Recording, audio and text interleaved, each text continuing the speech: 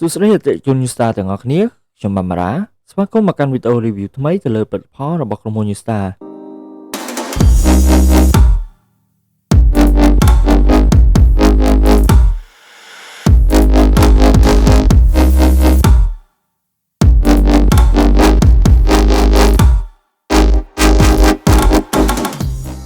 នេះគឺជា bass speaker ស៊េរីថ្មីរបស់ក្រុមហ៊ុន Newstar ដែលមានឈ្មោះសម្គាល់ខ្លួនថា NS-5250 ហើយវាគឺជាប្រភេទ bass speaker ចល័តខ្នាតកណ្ដាលមួយរបស់ក្រុមហ៊ុនដែលមានសំឡេងខ្លាំងដែលមានកម្រិតរហូតដល់ទៅ700 វ៉ាត់វាភ្ជាប់មកជាមួយនឹង Overler បញ្ចេញសំឡេងទំហំ4តឹកបើយើងយកទៅចាក់ចម្រៀងក៏ដូចជាច្រៀងលេងកម្សាន្តគឺកាន់តែពីរោះតែម្ដងមិនមែនលំឬសូរតែវល់ដោយកាឡាប៉ាគេនិយាយនោះទេហើយក៏មិនមែនជាកម្លាំងវល់ដែរគឺជាកម្លាំងសំឡេងចេញពី bass Newstar នេះពិតៗតែម្ដង admin និយាយលេងនោះទេតោះយើងចូលទៅកាន់វីដេអូរបស់យើងទាំងអស់គ្នាវិញបាទ NS-5250 នេះគឺជាផលិតផលស្តង់ដារពីប្រទេសថៃដែលមានការធានាច្បាស់លាស់ពីក្រុមហ៊ុនទាំងគុណភាពក៏ដូចជាតម្លៃផងដែរហើយលោកអ្នកទាំងអស់គ្នាក៏អាចរកជាវបាននៅគ្រប់តំណាងចែកចាយរបស់ក្រុមហ៊ុន Newstar នានាទូទាំងប្រទេសកម្ពុជាតែកុំភ្លេចសួររកនៅបានធានាផងដែរដើម្បីបញ្ជាក់ថាជាអវ៉ាន់សុទ្ធដែលចេញពីក្រុមហ៊ុន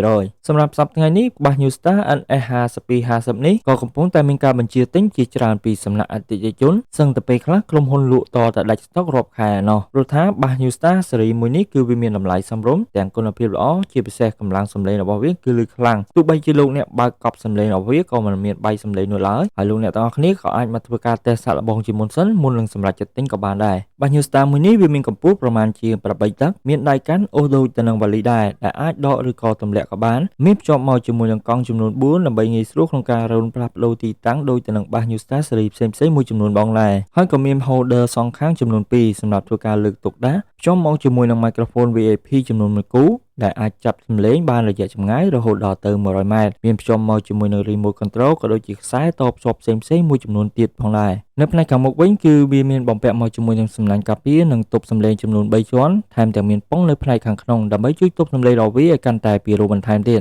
រីឯនៅផ្នែកខាងស្ដាំនេះវិញគឺជាផ្ទាំងបញ្ជាទៅលើមុខងាររបស់វាដែលលោកអ្នកទាំងអស់គ្នាអាចធ្វើការសេរីនៅមុខងារក៏ដូចជាកម្រិតសំឡេងផ្សេងៗរបស់វាតាមរយៈបេតុងក៏ដូចជាកង់បង្វិលទាំងនេះឬក៏អាចធ្វើការបញ្ជាវាតាមរយៈ remote control របស់វាដែលបានភ្ជាប់មកជាមួយរួចជាស្រេចអូខេអញ្ចឹងយើងចូលមកនិយាយពី microphone របស់វាវិញ microphone របស់វាគឺជាប្រភេទ microphone dynamic series ដែលមានសមត្ថភាពខ្ពស់ព្រោះថា microphone នេះគឺជាប្រភេទ microphone មួយដែលអាចស្រូបសំឡេងបានល្អនិងជួយដល់សំឡេងរបស់អ្នករាល់ការនិយាយក៏ដូចជាច្រៀងចេញមកឲ្យកាន់តែពីរោះបន្ថែមមួយកម្រិតទៀតដោយមិនចាំបាច់ធ្វើការប្រឹងស្រែកបន្ថែមនោះទេហើយទោះបីជាលោកអ្នកទាំងអស់គ្នាឈរនៅជិតបាសផ្ទាល់ក៏ដោយក៏ការនិយាយរបស់លោកអ្នកមិនមានសំឡេងកង់រំខានដែលប៉ះពាល់ដល់អារម្មណ៍នោះឡើយជាពិសេសទៀតថែមទាំងមានគុណភាពល្អអាចប្រើប្រាស់បានយូរអង្វែងតែក៏អាស្រ័យទៅលើការប្រើប្រាស់របស់លោកអ្នកផងដែរអូខេអញ្ចឹងយើងមកធ្វើការតេស្តសាកល្បងទៅលើសំឡេងរបស់វាទាំងអស់គ្នាជាមួយនឹងខ្ញុំចង់ដឹងថាកម្លាំងសំឡេងរបស់វាឮខ្លាំងប៉ុណ្ណាហើយសំឡេងរបស់វាឬពីរោះបែបណាអូខេអញ្ចឹងកុំចាំយូរយើងទៅធ្វើការតេស្តសាកល្បងទាំងអស់គ្នា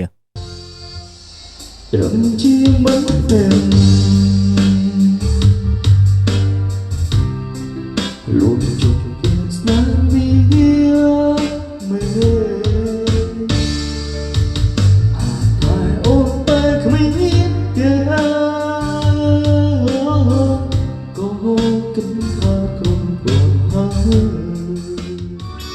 đang trên bóng mình oi ong bé đi chụp sơ bên sơ vô kỳ ung nghi tới bận xa đơ hết tôi cùng cô có sẵn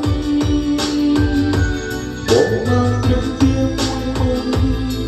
chỉ speed ôm đá trong lòng sờ